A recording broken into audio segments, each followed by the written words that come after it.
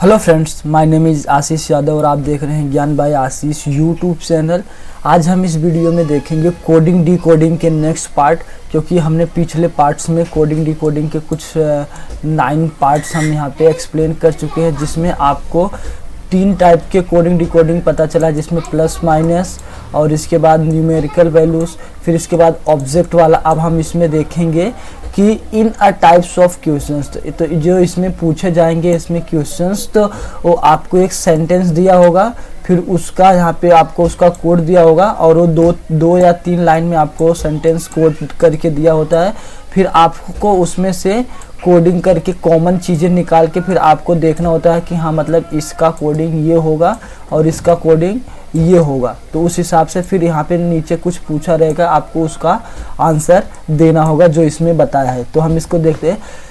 In this types of questions few complete messages, ये बोल रहा है कि कुछ ऐसे कंप्लीट मैसेजेस दिए होंगे are given in that coded language, वो अपने कोड लैंग्वेज में आपको क्वेश्चन दिए होंगे और the code for particular word, तो जो कोड होगा वो एक वर्ड के लिए होगा। जैसा मैंने यहाँ पे बताया कि दो लाइन दी है, तो दोनों में आपका वो वर्ड जो है कॉमन दिखेगा और फिर यहाँ पे जो उसका मीनिंग आएगा उसमें भी कॉमन होगा। तो आपको वहाँ से वो कॉमन चीज़ें निकालनी है। फिर पर्टिकुलर वर्ड वो एक वर्ड के लिए होगा और सेंटेंस इज आस्क्ड, और फिर उसके बाद वो कुछ क्वेश्चन उसके या कुछ वर्ड या कुछ सेंटेंस उस पर पूछेगा जिसका आंसर हमें देना होता है।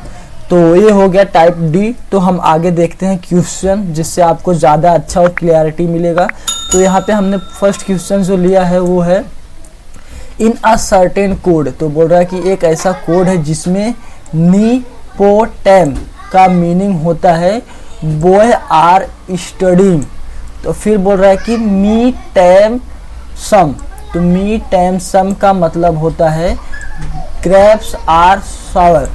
फिर बोल रहा है कि इज पो मी मीन्स होता है बॉय ईट ग्रेप्स। तो which of the following is the code, तो इस कोड को फॉलो करते हुए बताओ कि सावर इन दैट लैंग्वेज, तो उनके ये लैंग्वेज में सावर का क्या मतलब होगा। तो यहाँ पे हम देखते हैं नीपोटेम, नीपोटेम का मतलब होता है बॉय आर स्टडीइंग। फिर यहाँ पे बोल रहा है नी टैम बॉय, तो यहाँ पे हमें देखे टैम, यहाँ पे भी टैम है और इसमें भी टैम है, तो टैम टैम कॉमन है। तो इसके मीनिंग में देखते हैं बॉय आर स्टडीइंग, फिर यहाँ ग्रेप्स आर स्टडीइंग, तो मतलब यहाँ पे आर जो है वो कॉमन है। तो हम यहाँ पे बोल सकते हैं TAM का मतलब होता है आर। चलो इसको हम लिख देते हैं, टैम का मतलब आर हो गया। अभी हम पहला और तीसरा वाला देखेंगे। तो पहले वाले में क्या नीपोटेम और तीसरे वाले में क्या इज पोटेम। तो आपको पो कॉमन दिख रहा है, PO, और इसमें भी PO, तो PO कॉमन है। तो अब इसके मीनिंग में देखते हैं। तो इसमें क्या है बॉय आर स्टडीइंग, और इसकी जो मीनिंग है बॉय ईट ग्रेप्स, तो यहाँ पे जो ग्रेप्स है वो कॉमन है, तो पो, तो पो भी कॉमन है, तो पोए का मतलब हो गया यहाँ पे बॉय, तो BOY।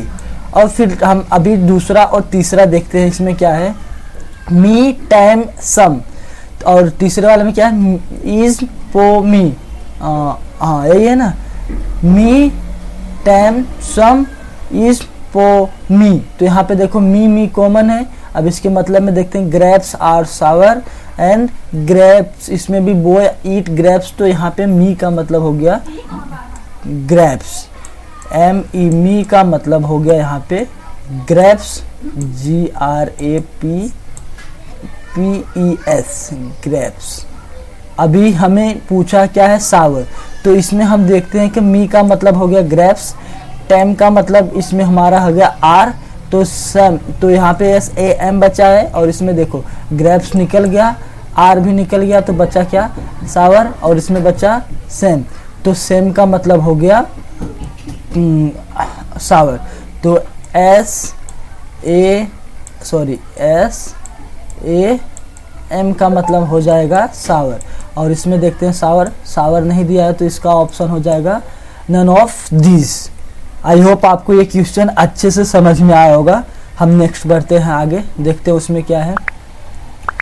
तो यहाँ पे देखते हैं क्वेश्चन नंबर 2। तो इन अ सर्टेन कोड लैंग्वेज, तो ये बोल रहा है कि हमारे पास एक कोड लैंग्वेज जो है कोड टिप मोड, तो ये बोल रहा है को टीप मोट का मतलब जो होता है सिंगिंग इज अप्रिसिएबल, अप्रिसिएबल। और फिर देखा मोट बज मीन, मोट बज मीन मतलब होता है डांसिंग इज गुड। और तीसरे में क्या पूछ रहा है, tip knob base, tip knob base. अभी हम इसमें से का मतलब होता है सिंगिंग एंड डांसिंग। तो व्हाट डज गुड, तो good means in that code language. तो बोल रहा है कि गुड का क्या होगा इस लैंग्वेज के हिसाब से। तो चलो सबसे पहले हम यहाँ पे कॉमन निकाल लेते हैं, को टीप मोट, और ये पहला हो गया। और दूसरा है मोट बज मीन। तो यहाँ पे देखो मोट मोट कॉमन है। अभी इसकी मीनिंग देखते, सिंगिंग इज अप्रिसिएबल, और इसमें क्या है डांसिंग इज गुड, नहीं सॉरी, हाँ सिंगिंग इज अप्रिसिएबल पहले का है, दूसरे का डांसिंग इज गुड। तो इसमें गुड गुड जो है वो कॉमन है, तो मोट का मतलब गुड हो गया। चलो हम यहाँ पे लिख देते MOT, मोट का मतलब हो गया इज, सॉरी इज, हमने मोट का इज लिख दिया। अभी हम दूसरा और तीसरा देखते हैं।